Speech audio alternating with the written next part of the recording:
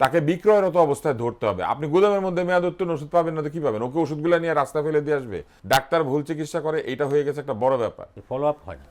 তুষার ভাই, উনি যে কথাটা বললেন, এই যে মডেল থানা, মডেল ফার্মেসি, এটাই তো মডেল একটা মসজিদ, মানুষকে খুশি করার প্রক্রিয়া, একটা ভাওতা। কেন ভাওতা আমি আপনাকে বলি, বাংলাদেশের মানুষের অধিকার কি? সব জায়গাতে সমানভাবে সে থানার সেবা পাবে, ফার্মেসির সেবা পাবে। এখন আপনি কি করলেন, ধরেন কলাবাগান এলাকায় 2টা মডেল ফার্মেসি দিলেন, তো রায়ের বাজারে তো নাই। তো রায়ের বাজারের লোকজন সব কলাবাগানে আসবে ওষুধ কিনতে, আর বাকি জায়গাগুলি সেখানে তো এটা নাই।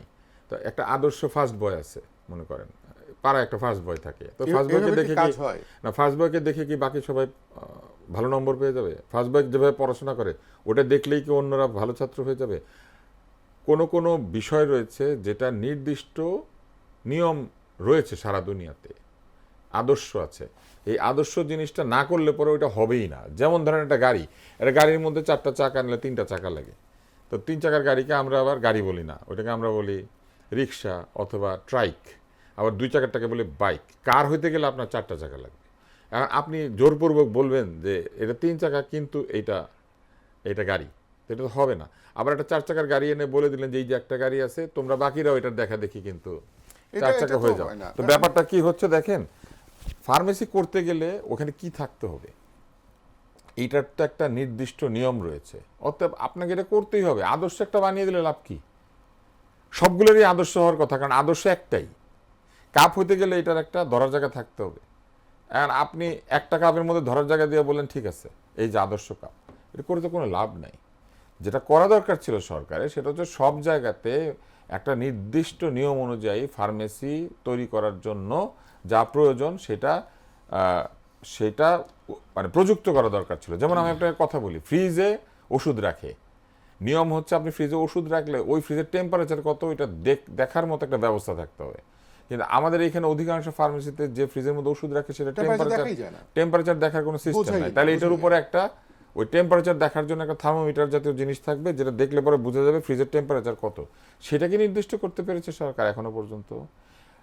যেসব ঔষধগুলিকে বহন করতে হয় নির্দিষ্ট তাপমাত্রায়, সেগুলিকে নির্দিষ্ট তাপমাত্রায় বহন করা হচ্ছে কিনা। আপনার তো আমার অনেকগুলো পয়েন্টে কথা আছে, আমি একটু বলি। ঢাকা টাইমসের প্রকাশিত একটি প্রতিবেদনে বলা হয়েছে ঢাকা শহরে 93% ফার্মেসিতে মেয়াদ উত্তীর্ণ ঔষধের সন্ধান পেয়েছে ভোক্তা অধিকার। এটা ক্লাস্টার, ধরেন ঢাকা শহরে এটা পাবে, হ্যাঁ না এটা কিন্তু পাবে। মেয়াদ উত্তীর্ণ ওষুধ পালিয়ে যে সে সেটা বিক্রি করে ব্যাপারটা তা নয়। রোগী সাধারণত এটা নিয়ে অনেক কন্ট্রোভার্সি আছে। রোগী সাধারণত মেয়াদ দেখে ওষুধ কিনে, অথবা বাড়িতে গিয়ে যদি হ্যাঁ বাড়িতে গিয়ে হ্যাঁ ধরেন ঢাকা শহরের বাইরে যারা না, ঢাকা শহরের বাইরে একেবারে অশিক্ষিত হলো অন্য কথা, বাট সাধারণত রোগী মেয়াদ দেখে ওষুধ কিনে, এবং মেয়াদ কিন্তু ওষুধের প্যাকেটের গায়ে শোধে না, ভেতরেও লেখা থাকে আমি যদি একটু বলি, মেয়াদ উত্তীর্ণ যদি হয় রোগী ওটা দেখতে পেলে আবার ফেরত দেয়। কিন্তু যে কোনো ঔষধ মানে ফার্মেসিতে মেয়াদ উত্তীর্ণ ওষুধ তার শেলফে থাকবে, কারণ সে তো এটা রাখার জন্য আলাদা একটা গুদাম, আমাকে বললো আবার শেষ করতে দেন, সে তো আলাদা গুদাম তৈরি করে নাই, সে ওইটা বিক্রি করে কিনা ওইটা দেখতে হবে।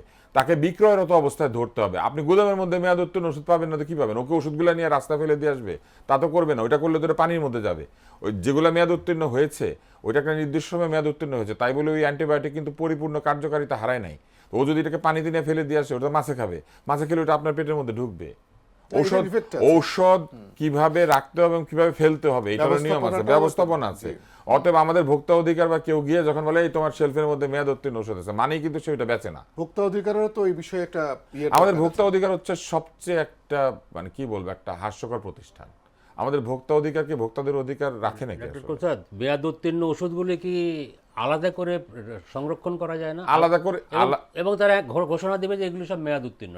ঘোষণা দেওয়ার তো কিছু নাই। মেয়াদ উত্তীর্ণ ওষুধ তারা যেটা করে, তারা আবার ওষুধ কোম্পানির কাছে ফেরত দিয়ে দেয়।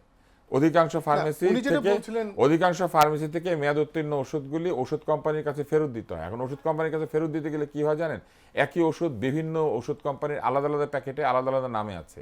সে যদি ওগুলোকে এক জায়গায় নিয়ে যায়, তাহলে তার যেটা প্রবলেম হয়, তাকে ম্যানেজমেন্টের জন্য ওইখানে আরো একটা লোক রাখতে হয়, এবং সে যেটা করে যে তাহলে ওগুলা বেছে বেছে তো তখন আবার আলাদা করতে হবে।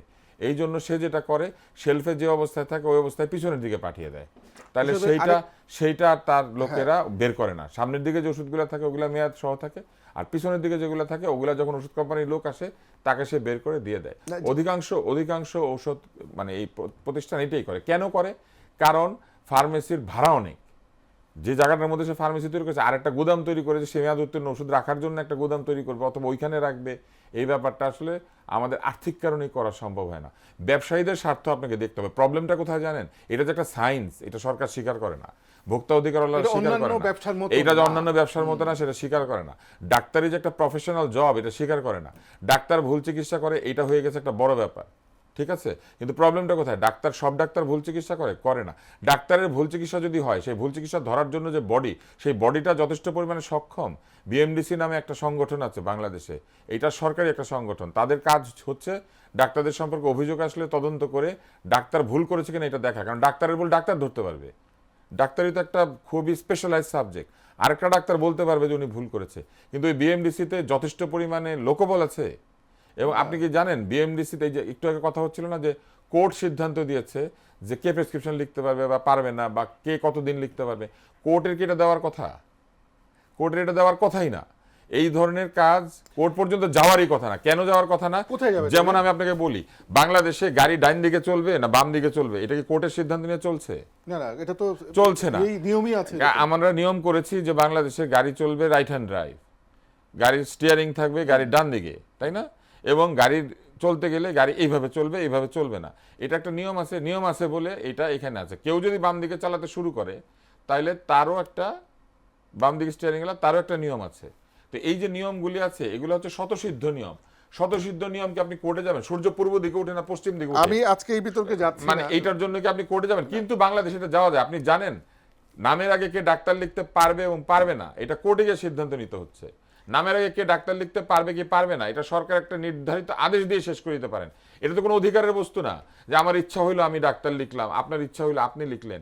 এটার তো একটা যোগ্যতা আছে। সেই যোগ্যতা যেখানে কাগজে নির্ধারিত করা আছে যে কে ডাক্তার লিখতে পারবে এবং পারবে না, তাহলে এটার জন্য কি আপনি কোর্টে গিয়ে মামলা করতে পারবেন? কিন্তু করা যায়। এবং যাবো কোথায়? সেই রকম বডি কি আছে? নির্বাহী বহু সিদ্ধান্ত আছে যেটার জন্য কোর্টে যেতে হয় না। যেমন ধরেন আপনি মুখ দিয়ে খাবেন নাকি কানের ফুটো দিয়ে খাবেন, এইটা কি কোর্টের কাছে সিদ্ধান্ত নিয়ে আপনি করবেন না তো, এটা আমরা জানি। তো এরকম স্বতঃসিদ্ধ নিয়ে, হ্যাঁ, কমন সেন্স, যেখানে কমন সেন্স অ্যাপ্লাই করা যায় সেটার জন্য লোকে কোর্টে যাচ্ছে।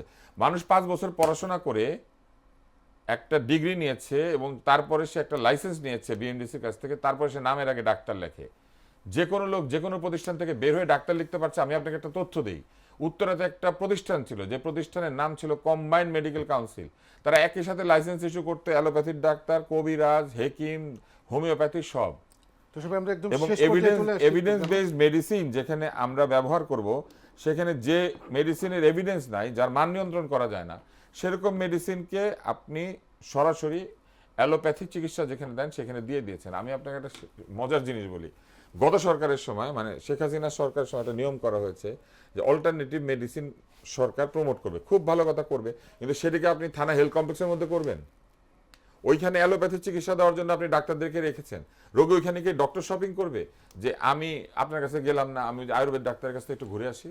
আচ্ছা, আমাদের একটা শেষ আপনি প্রশ্ন- আলাদা আয়ুর্বেদিক জি, হাসপাতাল করে দেন, জি জি সেই আয়ুর্বেদিক হাসপাতাল সব থানাতে একটা করে হইতে পারে, জি, মানুষ আমরা- তাহলে পছন্দ করুক। তুষার ভাই, আমরা ওই প্রসঙ্গে যাচ্ছি। আমার শেষ প্রশ্ন একটা ছিল, আমি আপনার কাছে আসছি। সেটা হচ্ছে একটা বিষয় দেখেন, হামের একটা ভয়াবহ ইয়ে ছিল, এখন ডেঙ্গু চলে আসছে, দুটো সাইমultaneously চলতেছে। আমি শুধু স্পেসিফিক একটা প্রশ্ন আপনার কাছে করি, সেটা হচ্ছে যে এই যে গত সরকার, এই আপনার ইন্টারিম গভর্নমেন্ট ছিল, ওনাদের যেই অব্যবস্থাপনার কারণে হামটা এখন পর্যন্ত কিন্তু প্রতিদিন মানুষ মারা যাচ্ছে।